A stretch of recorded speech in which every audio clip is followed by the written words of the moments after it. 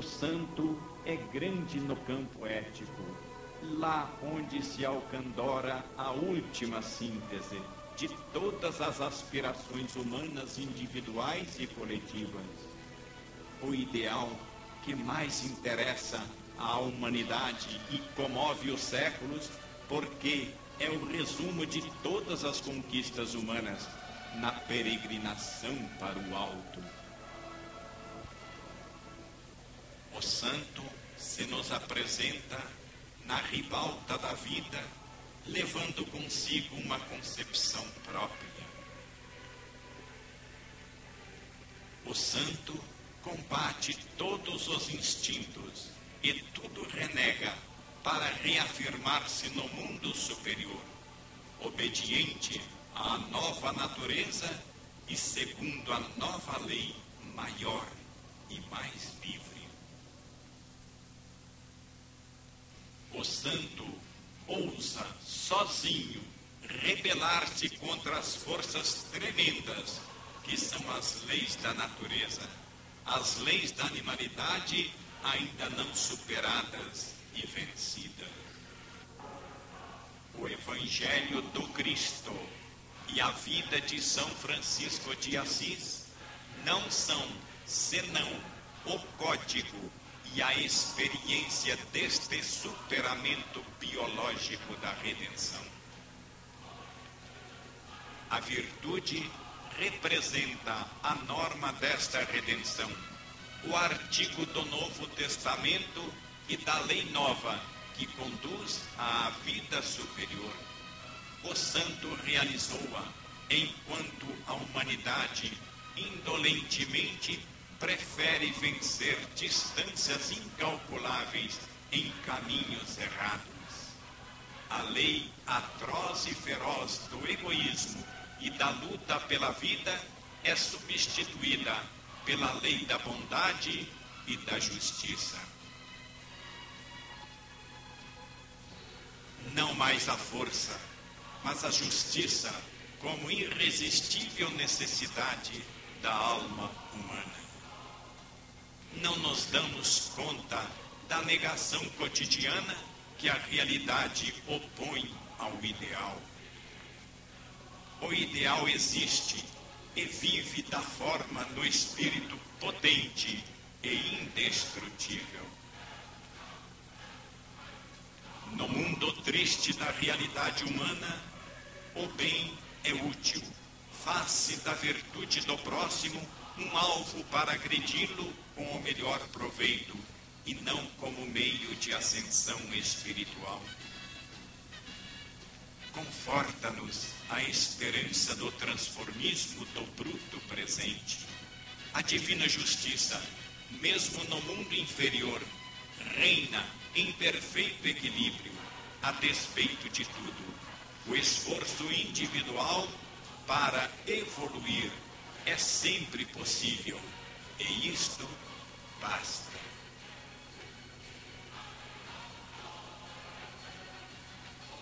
O pendor pelas coisas baixas e a ignorância das altas o tornam indiferente ante os problemas mais substanciais.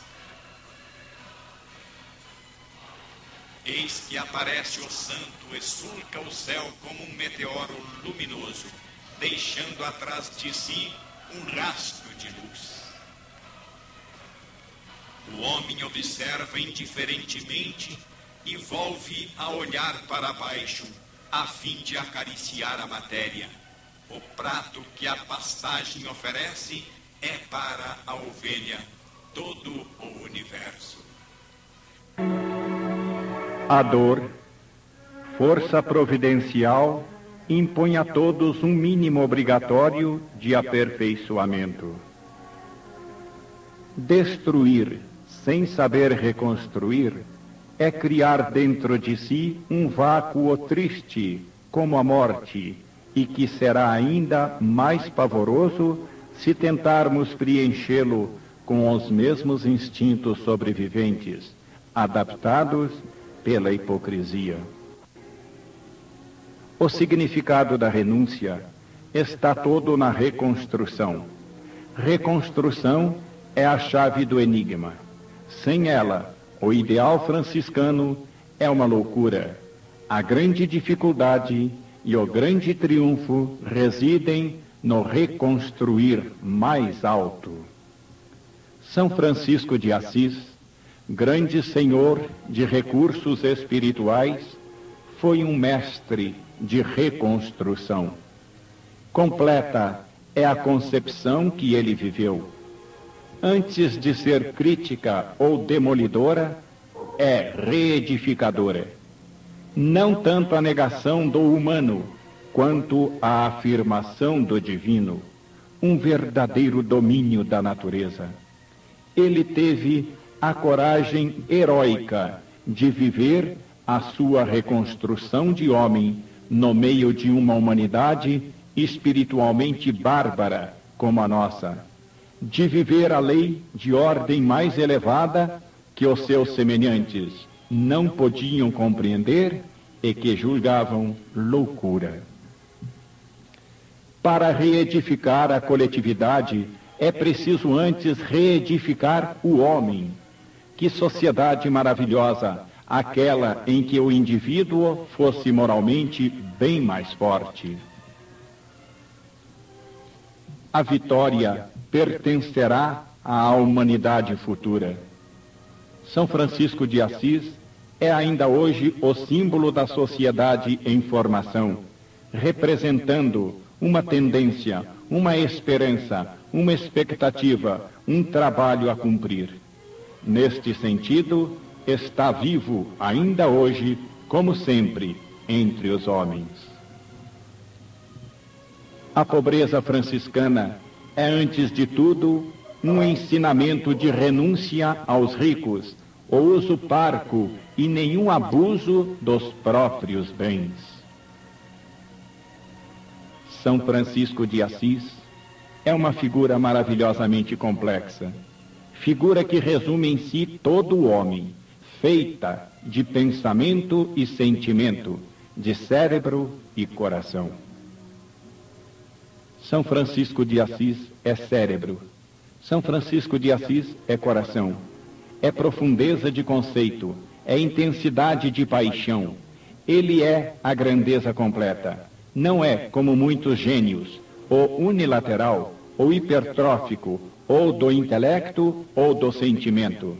O pensamento é luz fria que pode iluminar esplendidamente a estrada, mas opera sem o calor do sentimento, que reconforta, aquece e consola. São Francisco de Assis é cérebro. O seu ilídio, o seu sonho, a sua paixão são baseados numa concepção profunda, potente, audaciosamente projetada no tempo. Ele foi, acima de tudo, um grande pensador, precisamente porque não se estendeu pelas vias da análise, alcançando tudo rapidamente pela intuição. Foi um prodígio do pensamento, justamente porque apanhou as conclusões num átimo. Das mesmas conclusões que a ciência moderna tarda muito para alcançar, deu-nos ele a síntese no início de sua vida. Os santos, que são os trabalhadores do ideal, no exercício de suas elevadas missões, devem possuir, ao contrário da nossa ciência, a segurança e a rapidez das conclusões. A sabedoria da intuição é a sabedoria simples e profunda das grandes almas, a que resolve inocentemente e com a simplicidade de uma criança os maiores problemas da vida, diante dos quais a ciência se cala e o homem abaixa a cabeça, desanimado. É grandioso agir desta maneira, sem ostentação e sem erudição, humildemente e quase sem aparecer, com os problemas mais altos e mais profundos. São Francisco de Assis, humildemente, apoderou-se dos problemas dos povos e dos séculos, viveu conceitos universais, solucionou questões de psicologia coletiva, de ordem moral, econômica e social. Questões que os grandes homens, na prática, ainda não resolveram definitivamente. Tudo isto São Francisco de Assis viu e sentiu, brindou-nos com as suas conclusões, viveu-as, sobretudo. São Francisco de Assis é coração. É muito mais do que um grande conceito, é uma grande paixão. O trabalho do cérebro precedeu claramente ao do coração, especialmente no período juvenil da crise psicológica. Foi um trabalho intuitivo, rápido e conclusivo, uma breve síntese posta à frente de uma vida de realizações. Quando, tempos depois, numa triste tarde de inverno, cheio de júbilo, entendia-se com aquela flor e assim, em toda a sua simplicidade, quase sem dar conta, lançava a concepção mais ousada que a humanidade conhece. Esboçava e explicava também, numa forma sublime, a natureza da sua grande paixão de elevar-se e de amar, exaltada na sua veemência e capaz de consumir as forças insuficientes do organismo humano. Esta paixão lhe proporcionou a força tremenda para impor-se às leis inferiores da natureza, para subordinar-se às necessidades de uma lei superior, mostrando-nos realizada a altíssima concepção do ideal. Esta paixão fê-lo viver e morrer, proporcionou-lhe o frênese de elevar-se, tornou-o santo no sofrimento, fê-lo triunfar do grande terror dos homens, a dor, e depois consumiu e destruiu débil arcabouço humano. Andou sempre cantando o seu sofrimento interior na forma mais doce e mais gentil de sua primorosa sensibilidade. Perfez a sua vida dolorosa em nossa terra, cantando sempre. A sua paixão era amor. Quando o amor é muito grande, as formas humanas não lhe bastam mais. O ponto de vista comum não mais satisfaz, e a alma o rejeita com repugnância. Procura abraçar todas as criaturas, mesmo o bruto, mesmo o inimigo. Esforça-se por achar alegrias mais profundas e uma união que somente pode ser completa se existir o amplexo supremo da alma com Deus. Ele levou sempre consigo este amor tão vasto e tão novo, padecendo e esmolando de porta em porta um pedaço de pão. Não sentia, todavia, fome de pão, mas do amor puro e verdadeiro da alma que, para ele, existia em pequena dose sobre a terra. Viveu com a sua paixão num mundo repleto de ódios e cobiça, tão diferente das necessidades da sua alma e que, num dia de sua juventude, se lhe devia afigurar venenoso ou envenenado. Viveu num mundo frio e hostil que não oferecia nenhuma oportunidade aos seus desejos mais ardentes. Mundo incompreensível e divorciado dele, onde todos facilmente apenas se encontram a si próprios. Neste mundo não se lhe deparou outro trabalho a não ser o heroísmo do sacrifício, faminto de amor, com o qual revestia cada ato de sua vida, implorava-o humildemente por esmola. Vestiu-se de pobreza, nutriu-se de renúncia, até a apoteose do alverne e ao sacrifício da vida, até a extrema abnegação e ao máximo de doação de si mesmo, até o êxtase sublime no amplexo sobre-humano no qual a alma se funde com Deus.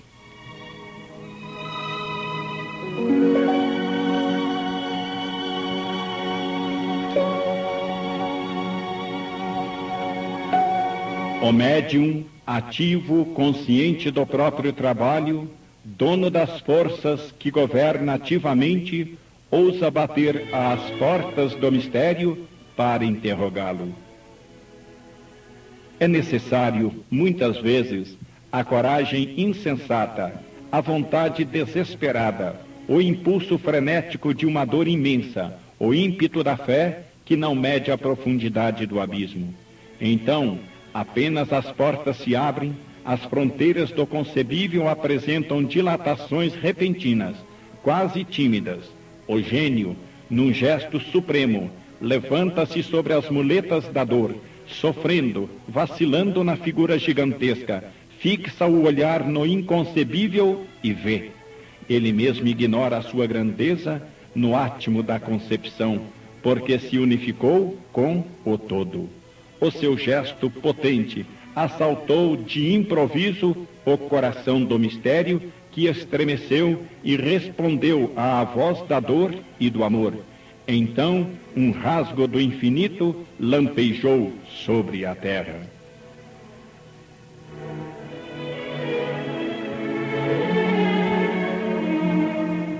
A dor é a estrada mestra de toda a ascensão espiritual, que não pode ser conquistada sem fadiga.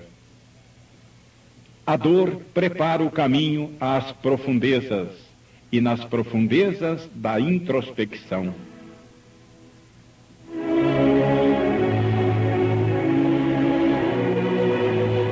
Embora a natureza humana inferior sofra e se revolte, a dor é todavia salutar e fecunda maturação, e também fecunda maceração que purifica e multiplica todas as forças do espírito.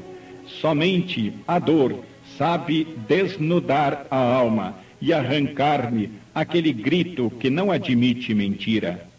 A reação à dor é certamente diferente em cada indivíduo, revelando-lhe sempre a natureza íntima.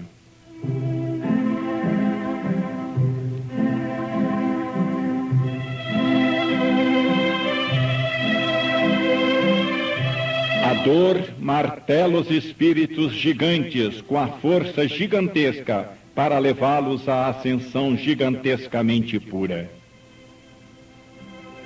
Pobre Beethoven, conforme escrevia ele sobre si mesmo, este mundo não te proporciona felicidade e somente nas regiões do ideal podes encontrar a paz. Quanto mais merecemos o céu, tanto mais incapazes e infelizes somos sobre a terra.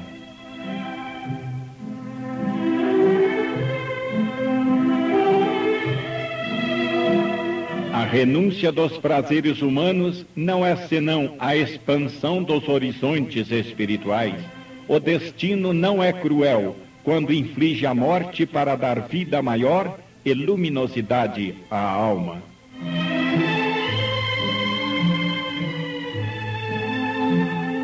O homem é verdadeiramente grande e viril nas lutas contra as forças titânicas do seu karma, nunca, porém, nas lutas contra os seus semelhantes. O destino da grei humana é frequentemente incolor. Há, entretanto, no alto, destinos titânicos que nos proporcionam o arrepio do infinito, destinos que sobrepairam abismos nos quais se alternam regiões de terror, de paixões e de angústias, nos quais ribomba a tempestade de Deus, destinos que os gigantes souberam agarrar pela goela para entrar em luta digna da sua grandeza.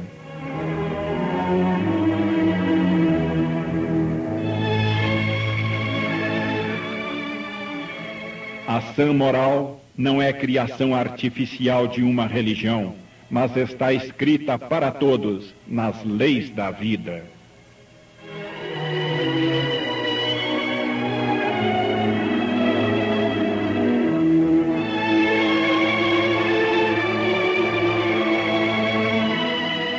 Revelava costumes exóticos este homem que, em ótimas condições de saúde e de riqueza, poderia gozar a vida.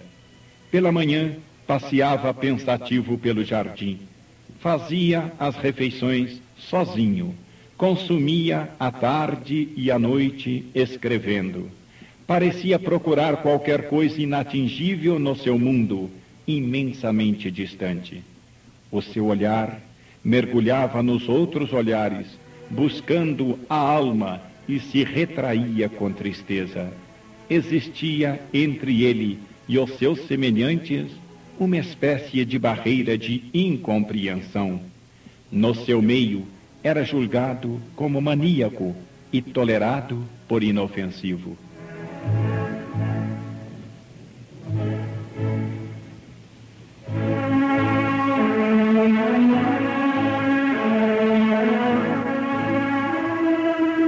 Somente quem não pode trabalhar tem direito à esmola.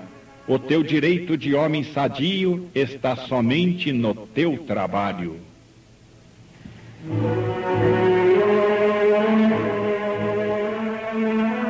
Jamais fazer da virtude um direito para condenar ou instrumento para perseguir. Com a força da bondade, do exemplo, da virtude, com o próprio sacrifício, salvar aquele que pecou.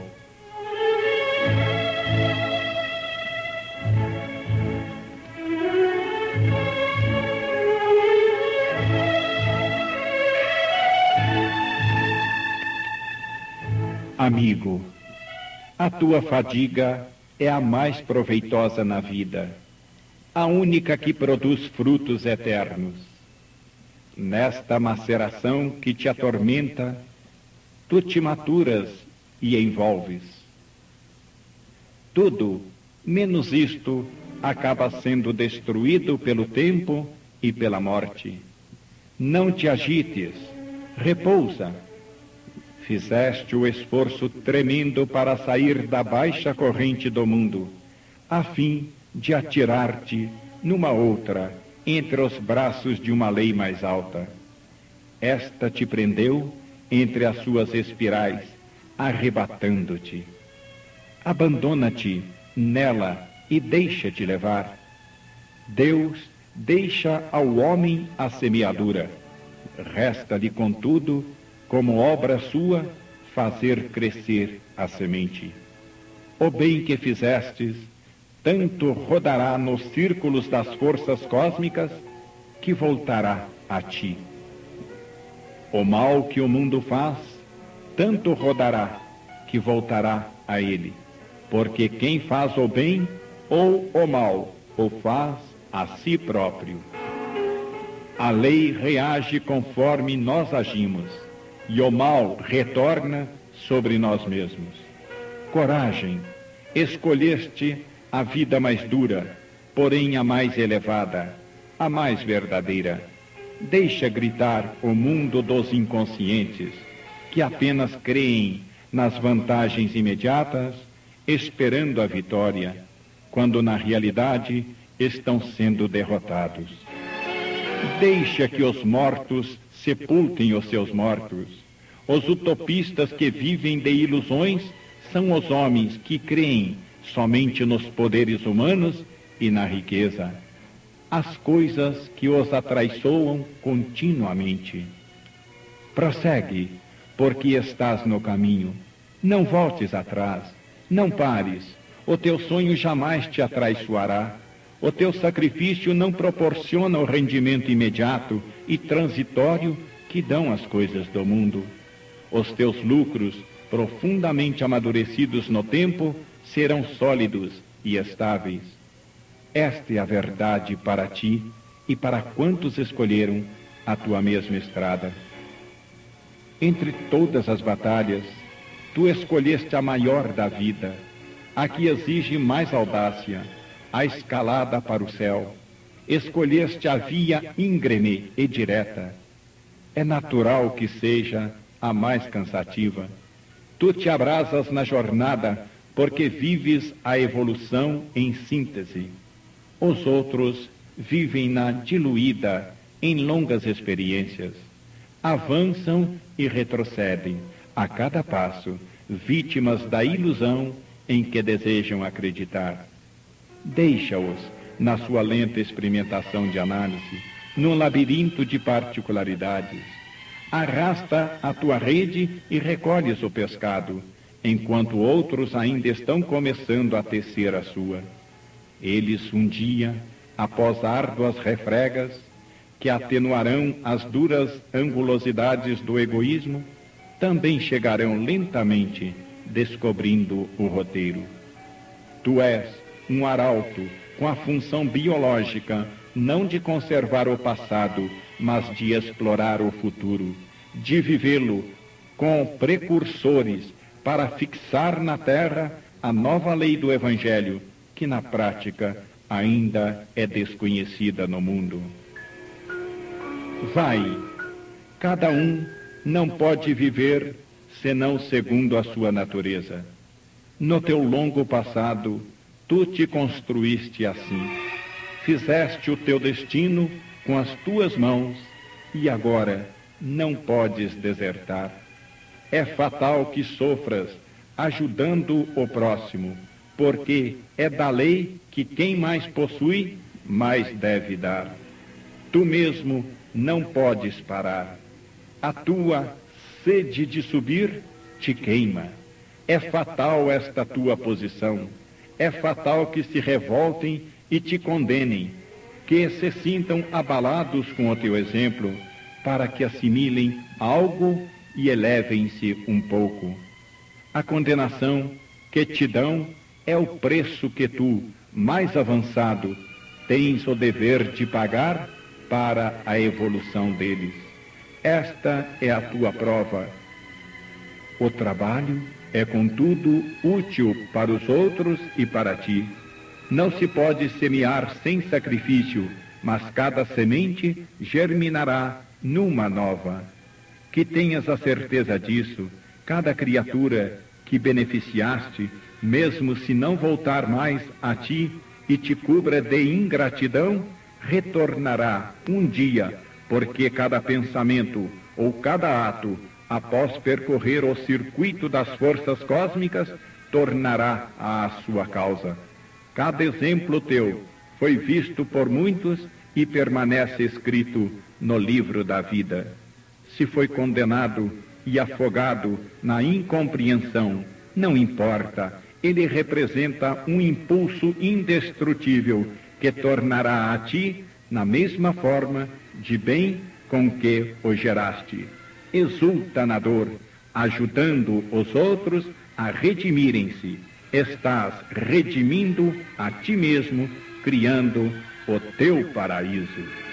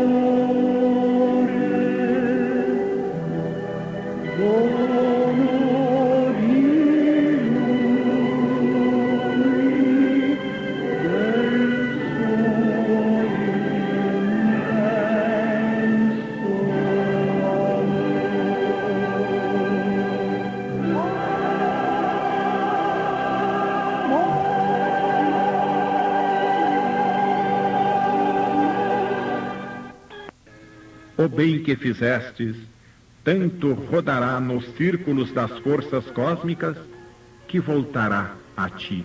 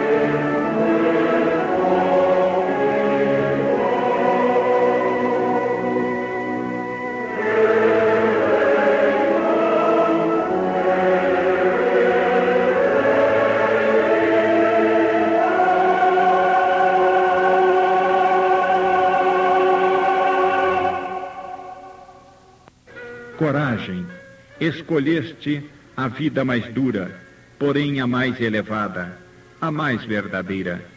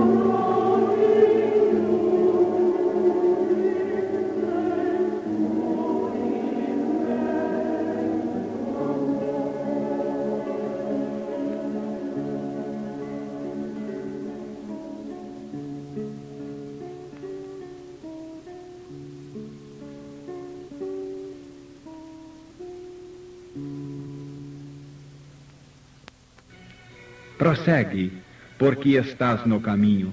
Não voltes atrás, não pares. O teu sonho jamais te atraiçoará.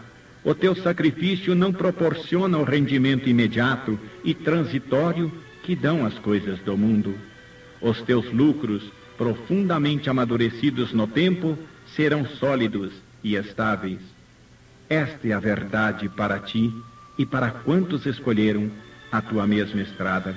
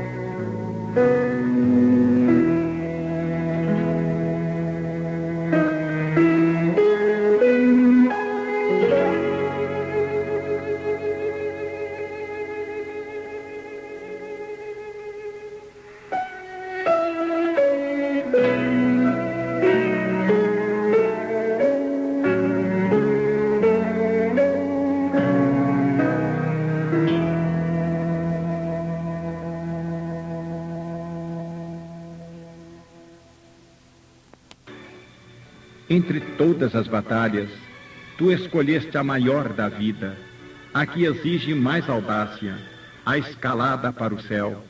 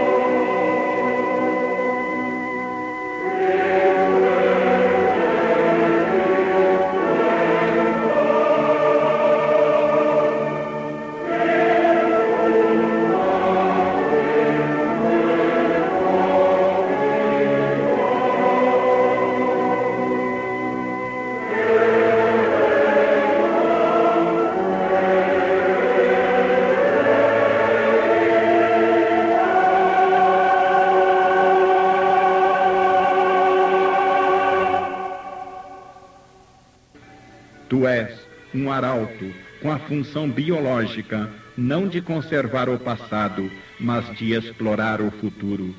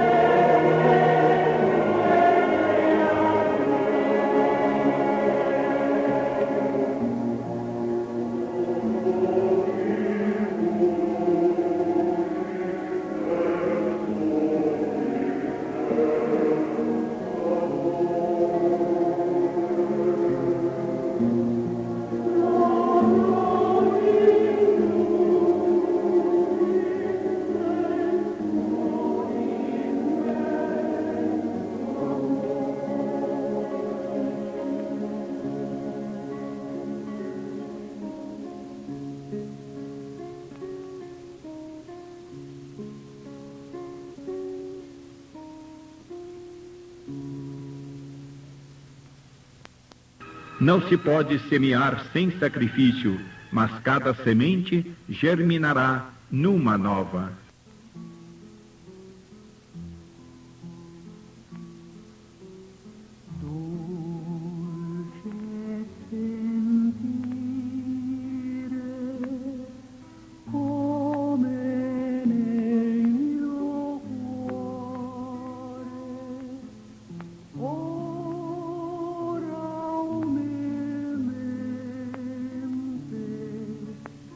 Sana